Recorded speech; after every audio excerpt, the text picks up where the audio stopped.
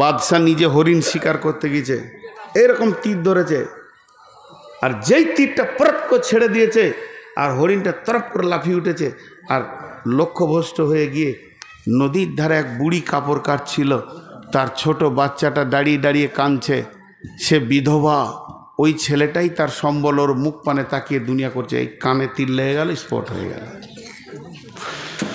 মারা গেল। বিধবা কাঁদছে, স্বামী তো নাই, ছিল একটা ছেলে, সেও চলে গেল। লাশ আদালতে দিয়ে দিল কাজীকে, বিচার হবে কাজীর, আর করবে কার বিচার? বাদশাহ। যে বাদশাহ কাজীকে রেখেছে বিচার করার লেগে, তার বিচার হবে।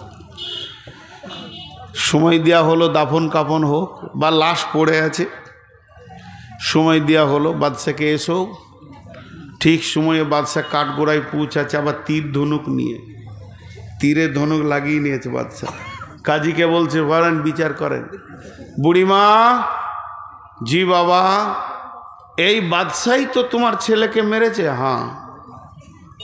ও হরিণ শিকার করছে না কি করছে আমি জানি না, তবে তীর এসে আমার ছেলের কানে লেগেছে, স্পট, সঙ্গে সঙ্গে মারা গেছে। বাদশাকে বলছে, তুমি মেরেছো?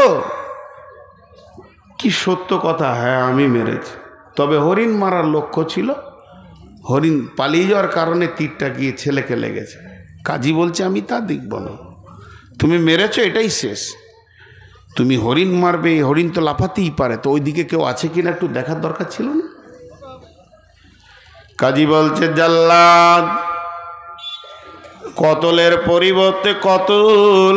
কোরআন বলেছে বাদশাহ হোক আর যাই হোক, এক্ষুনি গর্দনটা বুড়ি মায়ের সামনে লাশ বানিয়ে দাও, গর্দনটা থেকে মাথাটা নামিয়ে দাও। বাদশাহ তখন তীরটাকে টান মেরে ধরেছিল, হালকা করে ছেড়ে দিল, দিয়ে বলছে, কাজী সাহেব, আমি তীরটা বাড়ি থেকে কেন এনেছিলাম শুনেলেন? আজকে আপনি ন্যায় বিচার করেছেন বিধায় বেঁচে গেলেন। যদি আপনি অন্যায় বিচার করতেন তাহলে এই তীর দিয়ে আপনাকে আমি লাশ বানাতাম। আমার রাজ্যে অন্যায় বিচার চলবে, এটা আমি মেনে নিতে পারি না। কেটে দাও আমার গর্দন, আমাকে লাশ বানিয়ে মাটির তলায় দিয়ে দাও, কিন্তু জানে শান্তি পাব যে দেশে নেই বিচার চলছে।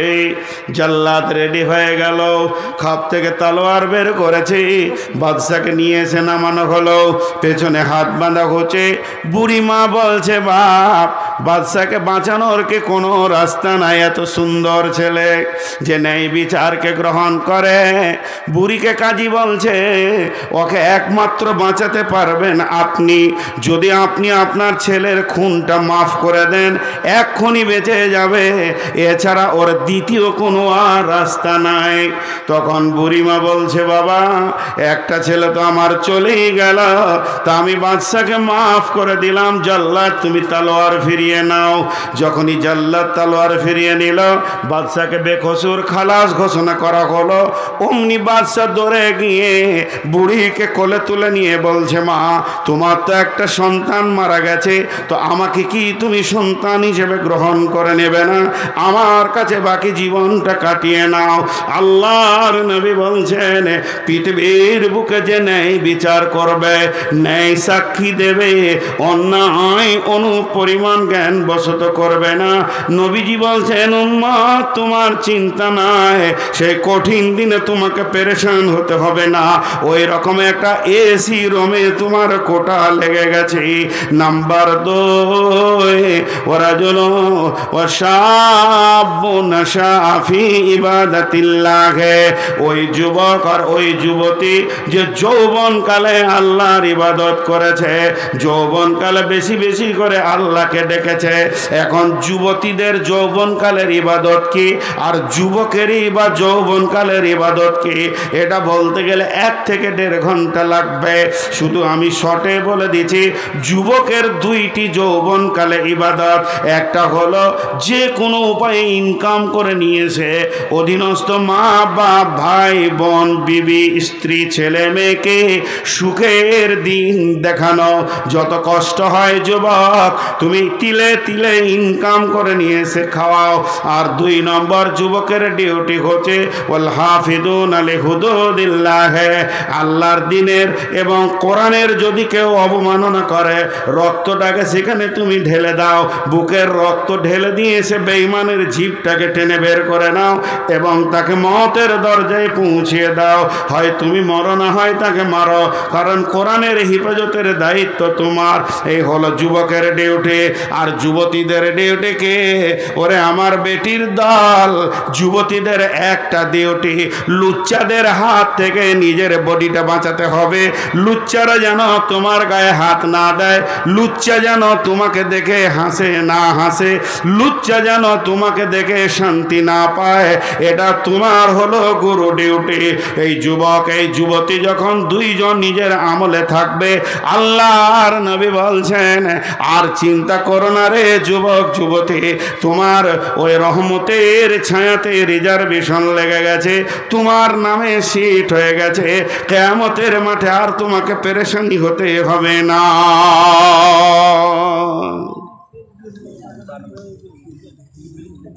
জি, আমার বেটিদেরকে খালি একটা কথা বলবো, মন দিয়ে শুনেন। আপনাদের দিকে কড়ির ভালো দামি চিনেমাটি পাথরের দামি থালা পাওয়া যায়? হা হা হা, নদিয়াতে পাওয়া যায় না গো। হাজি আপনারা যে চুপ করে আছেন, তো ধৈর্য আছে বাবু? আমি যে গাড়ি থেকে নামছি আর যদি এসে বলেন আসসালামু আলাইকুম, কেমন আছেন, কোথা থেকে এলেন, আমি যদি চুপ থাকি আপনাকে কেমন লাগবে? ফট করে বলবো ওর অহংকার কত রে। আর আমি এত জিজ্ঞেস করছি তো উত্তর দিচ্ছেন না। কড়ির থালা পাওয়া যায় না? যায় না? আর এখন ভাত খাবেন ওটা কিসের? কাগজের। কাগজের তো দুটোতেই তো কাজ একই। এমনি করে থালাটাকে কাছে টানবে একদম, তো কাগজের থালাটা ভাববে যে আমাকে ভালোবাসছে কত রে, কিন্তু খাওয়া হয়ে গেলে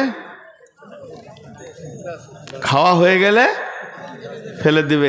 আর কড়ির থালাকে ধুয়ে মুছে আবার শোকেসে রাখবে, ওকে দেখেও শান্তি। তো বেটি, প্রেমিকা হলো কাগজের থালা আর স্ত্রী হলো কড়ির থালা। আমি ইশারাই বললাম, প্রেমিকা হতে যেও না, লুচ্চারা খেয়ে নিবে, যে ছুঁড়ে ফেলে দেবে। আর যদি কড়ির থালা হতে পারো স্ত্রী, তাহলে ইনশাআল্লাহ তোমাকে ভালোবাসবে, কাছে রাখবে, তুমি তার বাড়ির আঙ্গিনায় ঘুরবে, সেটাও দেখে শান্তি পাবে। তা আমি এইটুকু বললাম। নাম্বার 3, ওই রহমতের কোটা থেকে ঢুকবে 3 নম্বর, রাজুলুন কালবুহু মুআল্লাকুন ফিল মাসাজিদি, ওয়ারাজুলুন কালবুহু মুআল্লাকুন ফিল মাসাজিদি। ওই ব্যক্তি, ওই লোকটা রহমতের ছায়াতে থাকবে যার অন্তরটা আল্লাহর ঘর মসজিদে পড়ে আছে।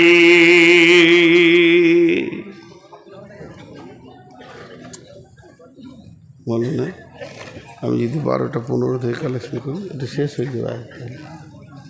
শেষ করলে হ্যাঁ শেষ করে হ্যাঁ হ্যাঁ বলছে হজে যাবে ইনশাআল্লাহ, আপনারা রেডি হন।